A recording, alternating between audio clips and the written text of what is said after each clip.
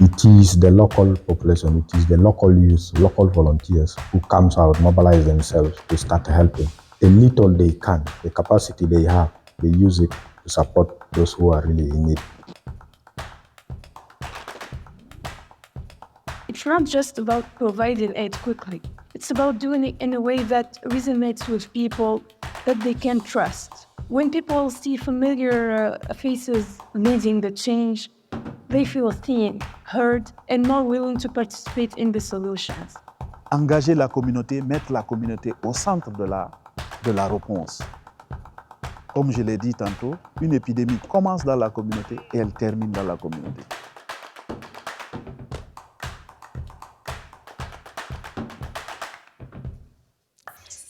Your Excellencies, ladies and gentlemen, a very warm welcome to you all, and thank you for being here with us this morning to what promises to be a great discussion. I'm Caroline Holt, and it's my absolute pleasure to host this session today with such an incredible panel. With us, we're honored to have Secretary Hillary Clinton, Mary Robinson, the former President of Ireland and member of the Elders, Jagan Chapagain, the Secretary General of the International Federation of Red Cross and Red Crescent Societies, and Ibrahima Cheikh Diong, the Executive Director of the Fund for Responding to Loss and Damage. A warm welcome to you all. So please allow me to set the scene. Trust. It can take years to build, seconds to lose. Trust is a choice, not a given, but it's also fundamental to the way that our society operates. Trust in humanitarian action is declining. Why does this matter? Do we take trust for granted? And should we continue to focus our efforts so intently to defend it, to preserve it, and to earn it? And increasingly these days, how is the rise of harmful information fueling this decline? I have my own thoughts, of course, on all of this, but you're not here to listen to me. So without further ado, let's move to the panel. And Secretary Clinton, if I may start with you. The Clinton Foundation has done significant work through the years on trust and information, and you personally have also been at the sharp end of this as an issue. What have you learned about what actually works to rebuild or maintain trust when the information environment around us can be so toxic?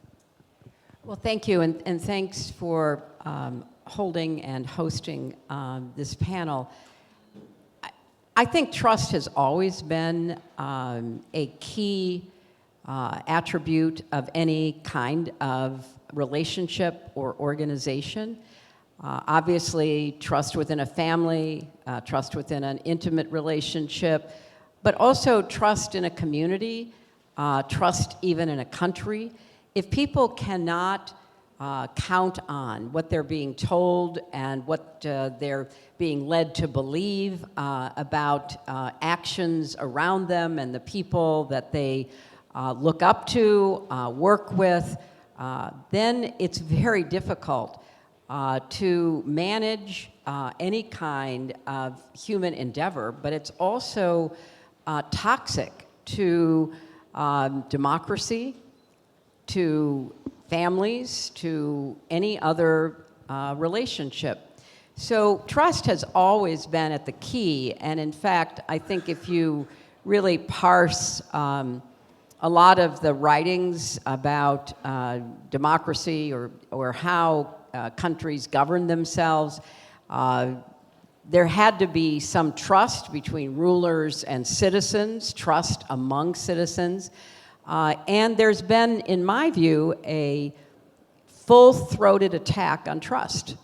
And it's come from a number of different sources, some of it from authoritarian leaders who don't want you to trust anyone but them.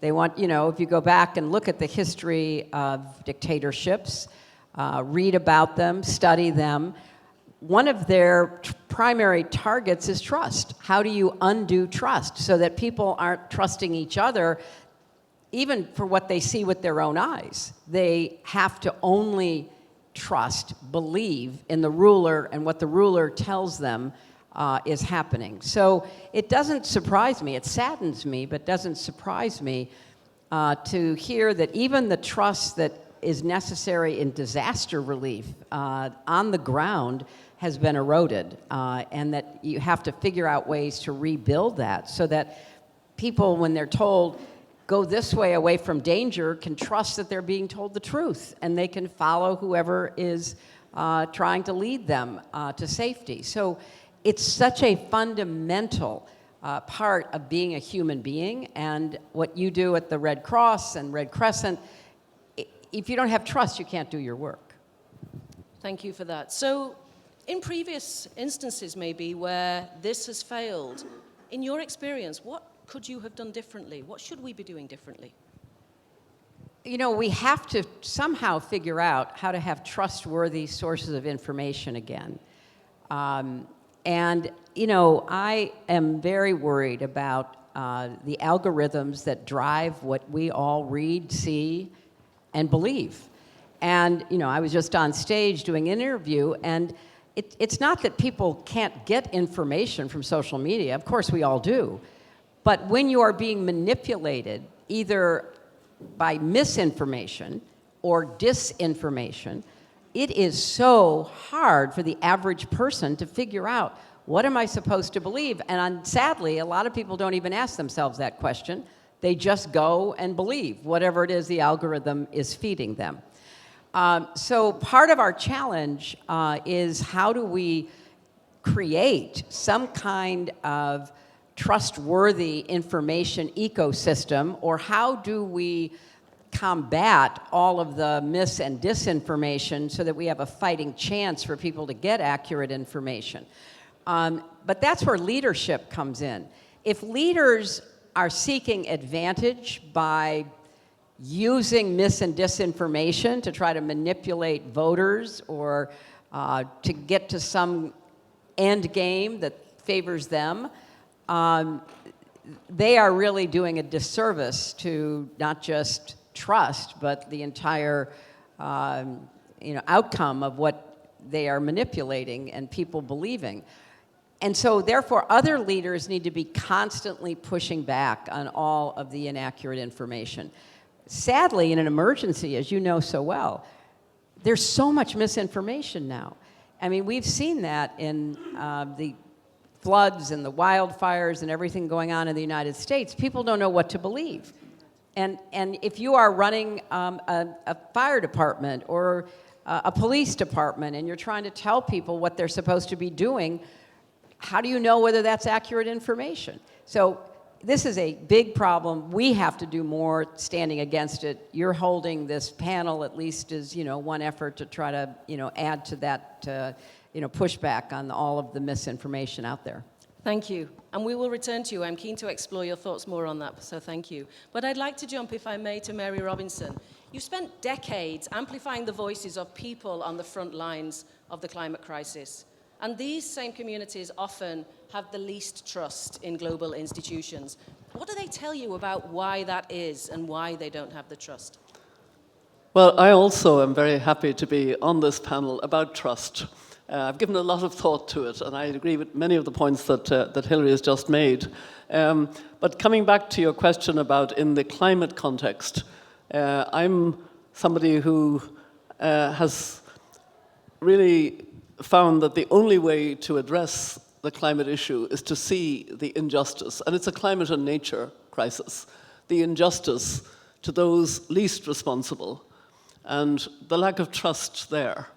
Again and again, on the Loss and Damage Fund, the fight to get the fund, and we got it, and then the fight to get adequate funding for the fund, and then access to the fund, which is now, once the fund is up and running, which I'm very pleased about, and I welcome the fact that we got to this stage, but access is going to be really very important, direct access. Let me come back to the COP in Belém. There was the TFFF, the great forest, the three forests, the Amazon, the Congo, the Indonesia, the three lungs of the world initiative. It has direct access for indigenous communities of 20% of the funding. This is significant because it's a real step in the right direction to work on that direct access. We know that grassroots and women working on the ground get less than 1% of climate finance, less than 1%, and that really hasn't changed much. And at the same time, there is a kind of trust that we're working on, especially in the climate community, a trust between women leaders. Probably because we have an experience of many of us coming out of an activist, and then if we hold office, we still remember our activist role. But we've now come together under the symbol of a weed, the dandelion, which I'm wearing here.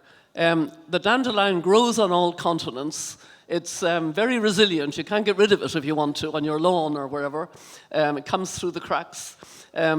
It's got long roots that regenerate the soil. And then how do you spread it? Oh, sorry, another important point, there's no waste. You could eat or drink every part of the dandelion, and then you spread it by blowing the seeds. And many children, when they blow, wish. So it's a blow and a wish to seed and grow together. And what we've managed to do in the climate space over the last few years is gather together the women-led climate movements and grow our power. And we're growing our power precisely to try and get the financial support to the grassroots, to the so-called smallholder women farmers. They're not smallholder. They're holding their communities together. They are an immense asset to a country. If they got proper training and funding and owned more land, they would be much more significant. Sorry. So that's part of a trust. Maybe I'll go to the second question. No, but thank you for that. It's beautiful symbolism. I didn't know that, but may we all be more like dandelions. Thank you very much for giving us that inspiration. We've heard now, I think, from Secretary Clinton and yourself about being bolder, really, in our claims and in our statements and trusting those members of the organization, of the community that really know. You're a member of the Elders, of course, an organization that bases its engagement on diplomatic channels. But many, like yourselves, are now calling for more confrontational approaches and more demands, maybe. So where is that line between strategic diplomacy and complicity with systems that perhaps just aren't delivering at the minute? Well, we still need the strategic diplomacy. The Elders favor something that's not rocket science, but very sensible, long-view leadership to deal with the crises that we have. The climate and nature crisis, the nuclear weapons crisis, the pandemic crisis, because we still haven't learned how to deal properly and fairly with the next pandemic, and then, of course, unregulated AI. All of this needs that kind of diplomacy. But I actually want to bring it back closer to grassroots, because I think that's more in tune with our panel. Hilary asked about some kind of a trustworthy. There is a trustworthy part of human rights that we haven't talked enough about.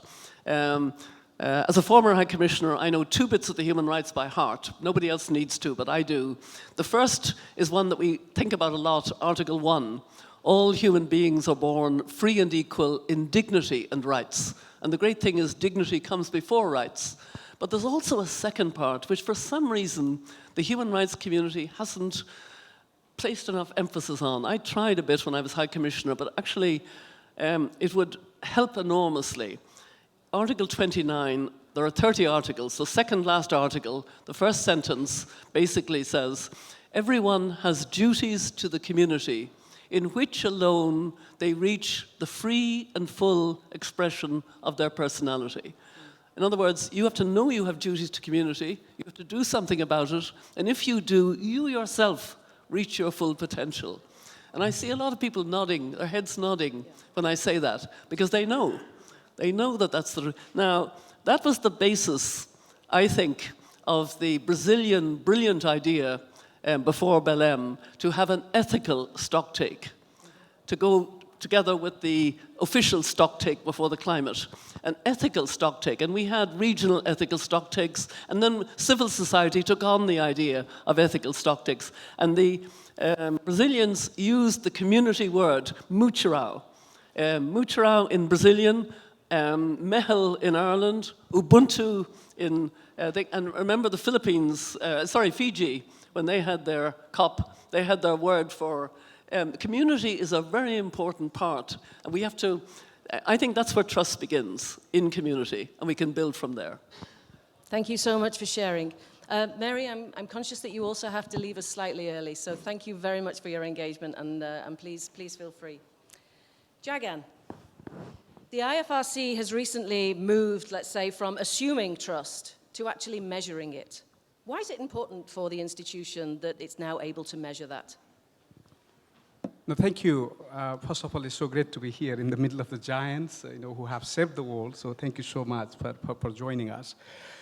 You are absolutely right. I think in the IFRC, we are moving from assumption to actually measuring the trust. But the measurement in itself is not the objective. The objective is to create data and evidence so that we can come up with actions that can remedy the issues, or we can build or rebuild the trust in the communities. Now, yesterday when I was talking to Secretary Clinton, we talked a little bit about it. The organization like us, the Red Cross Red Crescent, this year we celebrate the 60th years of our fundamental principles, which includes humanity, neutrality, and independence and impartiality. But this year already, we have lost more than 25 staff and volunteers on line of duty. On line of duty. Can I have a show of hands? How many of you are associated or somehow know Red Cross or Red Crescent? Emblems or the logo? Not many? Red Cross or Red Crescent? Under the Geneva Conventions, the Red Cross and Red Crescent logos are protected. When you wear them, when you have the vehicle or the vest with the Red Cross and Red Crescent logo, they cannot be targeted. And here we are, just this year, 25 people targeted and killed on line of duty on clearly marked vehicles and clearly marked vests.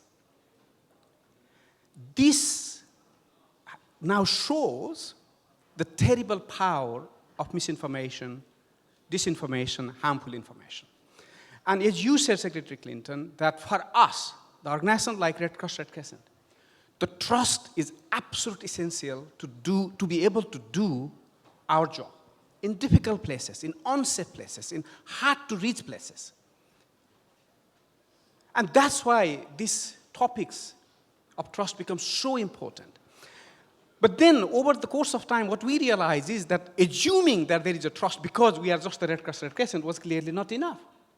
So we got to find a way to measure it. We need to be able to create data and evidence so that we can develop the methodology and actions to fix them.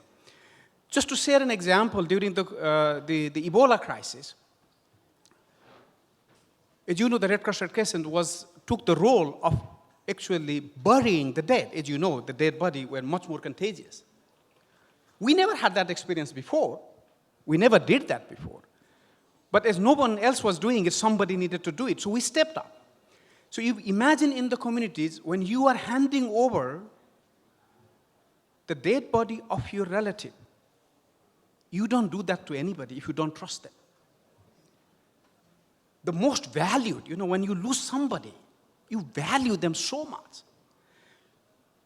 Now, we could do that because the volunteers came from the communities themselves. But later on, the misinformation started, saying that, this was the American troops who brought the Ebola virus in DRC, or the Red Cross was being instrumentalized, and they are even taking the hearts and things like that before burying. This started. And unfortunately, some people started believing, and some of our volunteers got a stone thrown at. And that's when we found out that this assumption that actually we are trusted was no longer enough. And that's when we developed this concept of actually going and listening and measuring it. Then what we found was there were two simple solutions to that mistrust. One was to change the color of the body bag from the black, dark body bags to transparent body bags, so family could actually see the full body inside the bag. And the second thing was, then we offered the families to actually witness the burial. Because when you witness it, that's the most powerful thing. So we offer them the what do you call the suit, the safe suit, so that they can come and actually witness it. Just these two actions completely restore the trust, and we continue to do the work. So that's why I think it's extremely important for us to measure the trust, so we can come up with the action.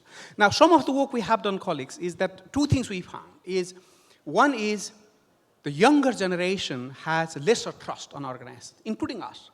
Some of the findings were very humbling, that the people between the age of 18 and 40 actually trusted us less.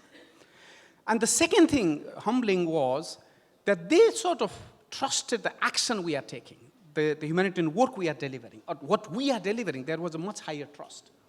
But there was much lesser trust on how we are delivering. Are we respecting? Are we doing dignified? Are we being transparent? And these are some of the actions we need to take through the measurement, the trust index exercise we are looking at. Thank you, Jagan. Your passion is palpable, so thank you for that. But I'd also like to now build on this, Ibrahima, with regard to that community trust, because the Loss and Damage Fund is really, let's face it, an acknowledgement now that countries are finally acknowledging their responsibility for climate harms, okay? But communities have heard these promises before. So what makes this one so different? Well, first of all, I am delighted to be here, and let me recognize the incredible role Excellency Secretary Clinton and President Robinson, who just left, have played in advocating for a fund that has been in the making for decades. I think we've demonstrated to the fund the power of global solidarity and the power when we come together, what we can to make a difference. And I think this fund, if you can join me, give a big round of applause to all of us for making it a reality. Please give a round of applause to the fund. I wanted to make a couple of points with regard to your question. Number one, I think it's important to talk about the trust of communities, not community, because communities across the developing world, it's not a one-size-fits-all, from Africa to Latin America, different ecosystem, different way of approaching it. It's really important by recognizing that, is recognizing the differences we have across the communities.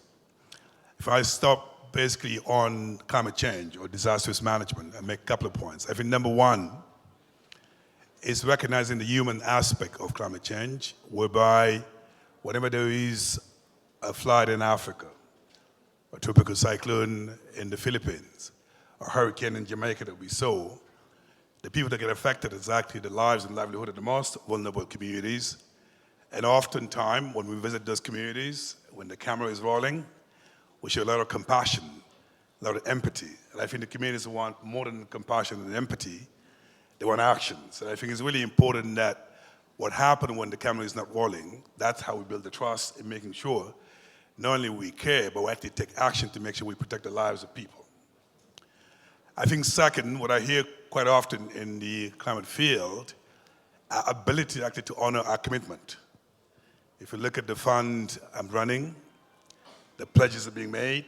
The question, to what extent do we actually convert those pledges into actual funding so we can actually support the communities? But more importantly, when they get to actually having a replenishment of those funds, do we get to the billions that we need so we can meet the demand? I think that trust has to get to the point whereby the commitment that we make to the communities, to the countries, actually own it so we can get the resources required.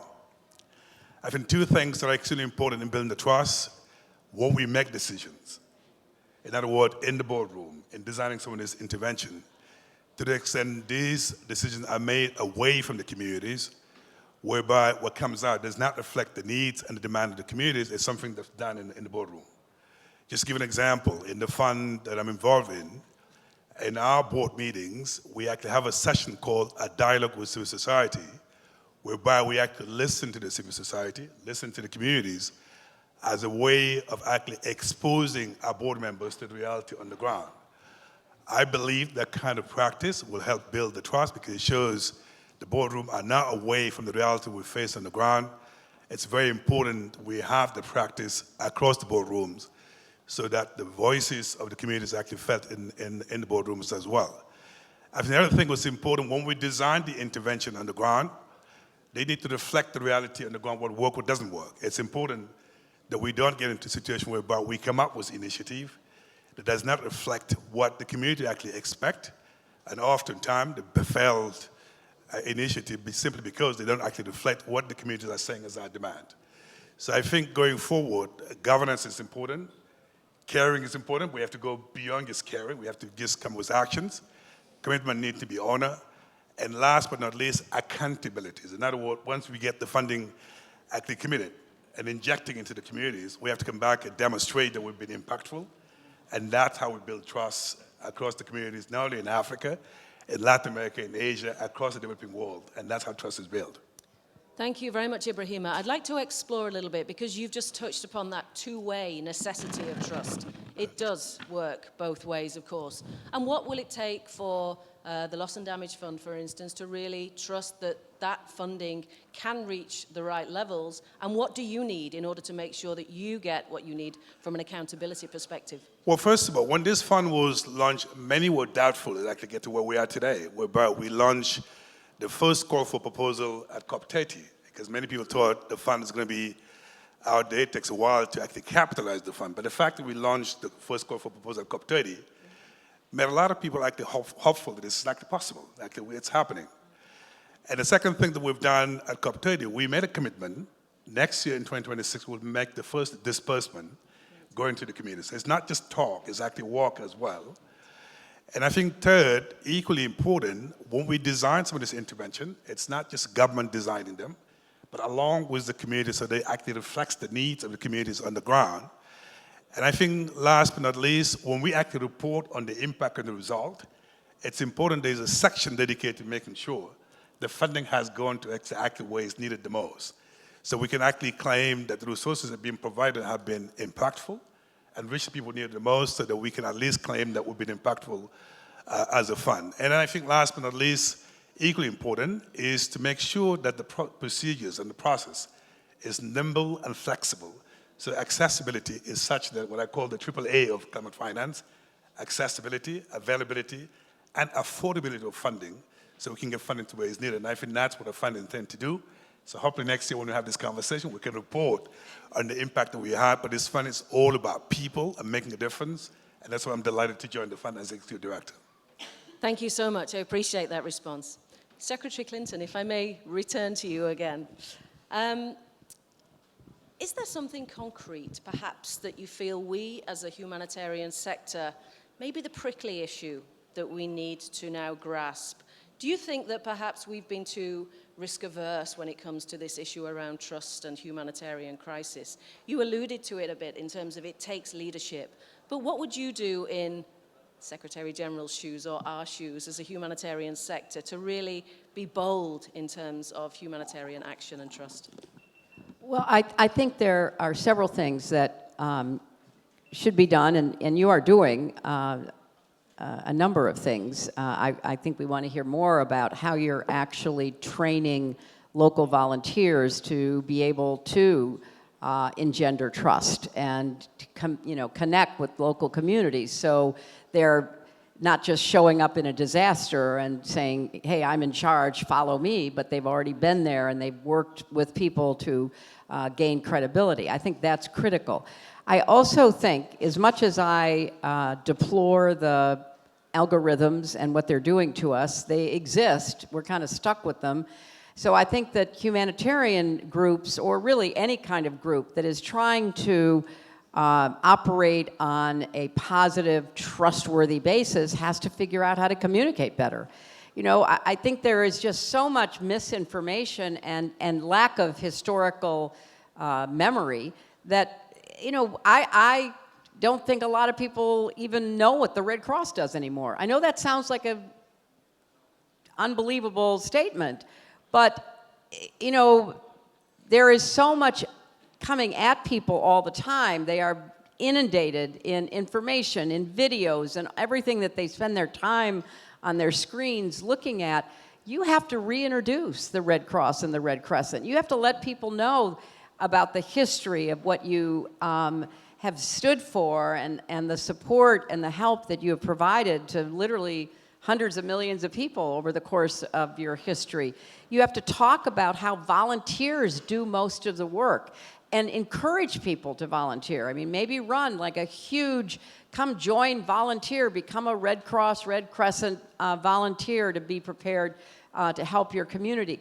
I just think we like it or not, we are living in a world where amplification of voices, repetition, catchy videos, all of that is what is going to raise your profile in a way that more people will know why they should support the Red Cross and what the Red Cross means. And so you've got to play on that playing field, and you've got to engage in sort of modern communications, which, believe me, is not easy to do, because what drives the algorithms is anger and hate and conspiracies and suspicion. And I mean, you know, that is just a fact. That's what drives more and more people to spend more time and to follow the rabbit hole down into whatever crazy site they end up in. So you've got to figure out how to compete with that, to get out a positive message about the work you do, about trustworthiness and the record that you have going back, you know, a century or more now, right? And I guess the final thing I would say is there is no substitute for partnerships, and at the local, the country, the global level, you know, finding more like-minded humanitarian groups and figuring out how to do a better job of responding together. Because the other thing that happens is there's competition among humanitarian groups. And that breeds distrust. Well, wait a minute, you know, Group X said I should come here and Group Y said I should go there. Well, what am I supposed to do? Well, there has to be planning about how best to allocate responsibilities in any kind of disaster. You know, I've been to many, many disaster areas over the course of, you know, a lot of public service in different capacities. And, you know, you can see it on the ground. Well, like, who am I supposed to listen to? Who's actually got the right information? Who can I trust? So I think there needs to be more cooperation on an ongoing basis with other response groups, humanitarian groups, and figure out how best to maximize the impact that each of you can have. Thank you so much. Perhaps Secretary General Jagan, maybe there's something to respond to in there a little bit, but I'd also like to understand from you, do you see AI also as a force for good in our work? Surely we haven't reached peak cynicism yet, or well, I hope we have reached it and we're on the way out of it, should I say, but surely there is a force for good in there as well. No, absolutely. I think that AI can be force for good, but it can also be force for bad, and that's where I think the trick is coming. And I want to build on what Secretary Clinton said earlier, that somehow we got to find a mechanism to deal with the algorithm-driven misinformation. How do we challenge that? And one of the ways to challenge is the initiatives like the Community Trust Index. And I really absolutely loved your suggestion around how do we expand the volunteer network. We globally, we have around 17 million volunteers now. We have just launched a new strategy we call Renewal Strategy. And there we have actually have ambition to have at least 2% of the world population to volunteer. That's the ambition. My colleagues think that that's not achievable, but we wanted to set a target. That's not achievable, so actually then we'll keep on pushing ourselves. And you know, right now, the value of that 17 million volunteers, if we monetize that, is more than $11 billion US. They give their time to do this work. Now, if we can create that force of volunteers who embody these values, and because when the vacuum comes, that's when the misinformation fills. So we need to have the trustful information so that the misinformation cannot fill the void. And that's where I think the AI, how do we use AI in more ethical way? And you know, the AI is also trained. So you train with the bad information, it gives bad information. If you feed with the more good information, it churns out more good information. So we got to deal with it, as you said, Secretary Clinton. It's there, we can do nothing about it, it will only grow. But we have to play that role to train the AI in a way that that breed trust and not the other way around. Thank you, Jagan. Ibrahima, please. Well, I think I wanted to just highlight that early warning system can actually save lives. We've seen many countries, particularly in the developing world, whereby the information arrived too late, and it's too late actually to evacuate people, leading to death, and we've seen it in the US and other parts of the world as well.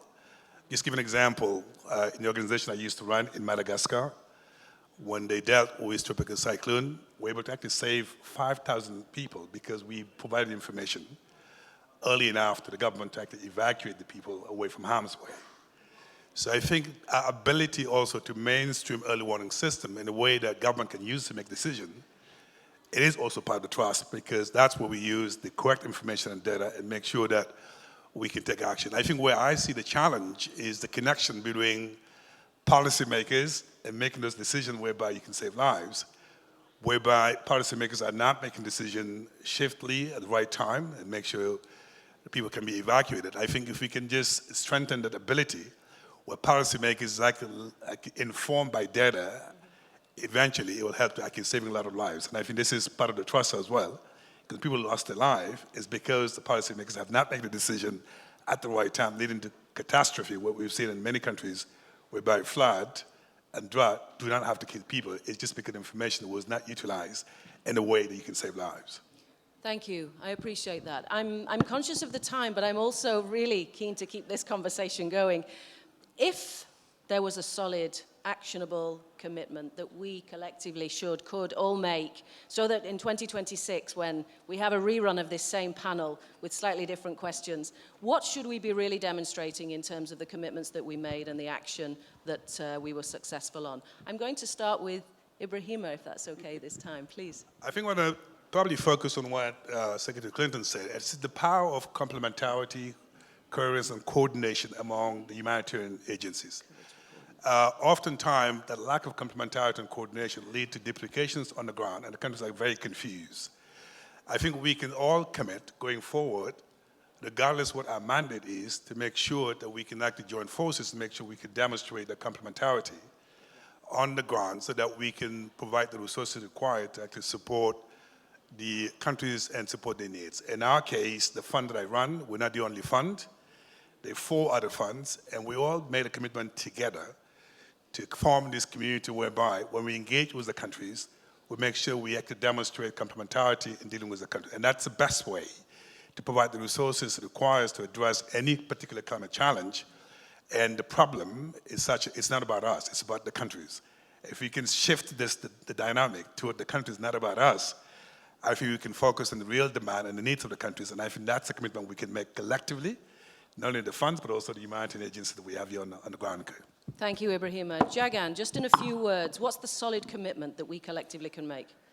I think really the important thing is the proximity breeds trust.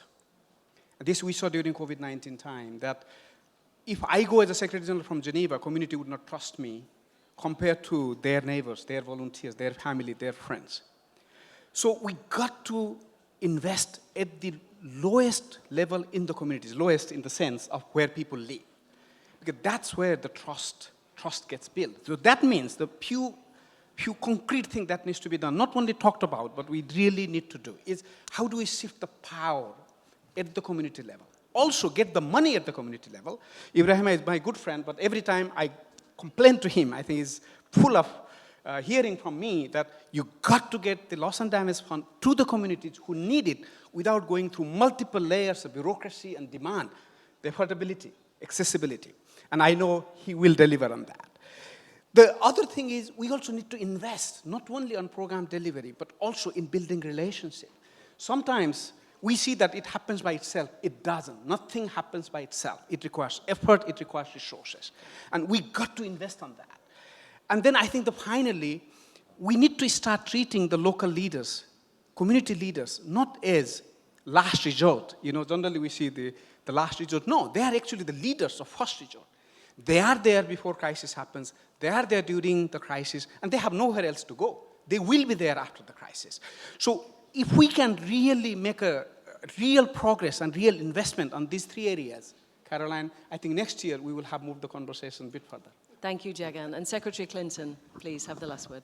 Well, I will make one commitment on behalf of the Clinton Global Initiative, and that is to continue this conversation and to bring in more of the partners with whom you and others have to deal. We can do it virtually, in person, however we end up working it out. But I think we want to really have the time and the right people around the table to really dig into this and to learn more what each is doing. You know, what is it that you're doing to build trust with your volunteers? What is it you're doing to try to break through the bureaucracies to get to the local level? How do we find better ways to work together? And maybe we can come up with some, you know, very specific ideas that we can then follow through on. And finally, it does seem to me that this issue, we need some of the people who do a better job, certainly, than I do in trying to break through and communicate about these intangible, difficult issues. You know, how do we get a better understanding among people through the social media accounts they have about what the Red Cross does, what the, you know, damage and loss fund will do, what other partners are doing, so that you could begin to have a conversation with people, because you're 100% right, nothing happens by itself. And, you know, I think, to be fair, a lot of the problems we've got right now is that a lot of the legacy organizations kind of assumed people knew what they did, and they don't. I mean, you know, as somebody who has watched misinformation rise and therefore trust fall, part of it is because we made the wrong assumptions. You assume everybody knows what the Red Cross does. Don't assume that. You know, you assume that vaccines save children's lives, not harm them. Guess we can't assume that either. And so therefore, we have to almost start at the very beginning to educate and inform people in order to have a conversation that might lead to trust. You can't go in and say, but look, I'm the Red Cross, or, you know, I'm a pediatrician who vaccinates children, or whatever the issue might be. Therefore, you should believe me. There is so much skepticism about expertise, and part of the reason that has been created is so that others can benefit from that skepticism. They can benefit from people not believing that the Red Cross is a trustworthy organization with millions of volunteers that's going to help take care of you. Or vaccines, which is a particular concern of mine, there's a lot of evidence, scientific evidence. Well, who believes science? You've got to take people where they are. And right now, there's a lot of skepticism and suspicion. Nothing works. Nobody can be trusted. We can't listen to these, you know, so-called experts. I'm going to do my own research on the internet, and I go down a rabbit hole and end up with somebody who's trying to sell me something. You know, you don't need the Red Cross. Buy this kit, and you can save yourself and your family. You don't need somebody to tell you how to, you know, escape from the damage of a hurricane or a wildfire or whatever. So I just feel like we need to be more honest about the situation we find ourselves in, where there has been a deliberate effort for profit and power to confuse people, to undermine their belief in what they literally see before their own eyes. And if we don't accept that that's what unfortunately has happened, we're not going to rebuild trust, because we're talking past people.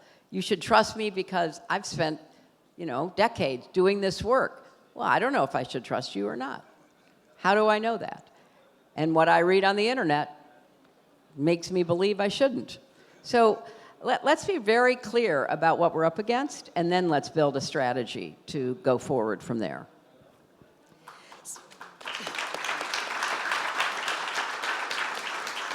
Secretary Clinton, Jagan, Ibrahima, and of course Mary Robinson in her absence, thank you so much for engaging today. We've heard a lot about telling our story, pushing back against the algorithm, lead on this discussion, bring back the trustworthy parts of human rights, this duty of community, the courage of coordination and complementarity, investing at the ground level, shifting the power, and maybe learning from each other. Thank you so much. We will all be measured, and we should be measured by communities around trust and how we're able to deliver. But I thank each of you sincerely for your time today and for you for joining us. Thank you. Thank you.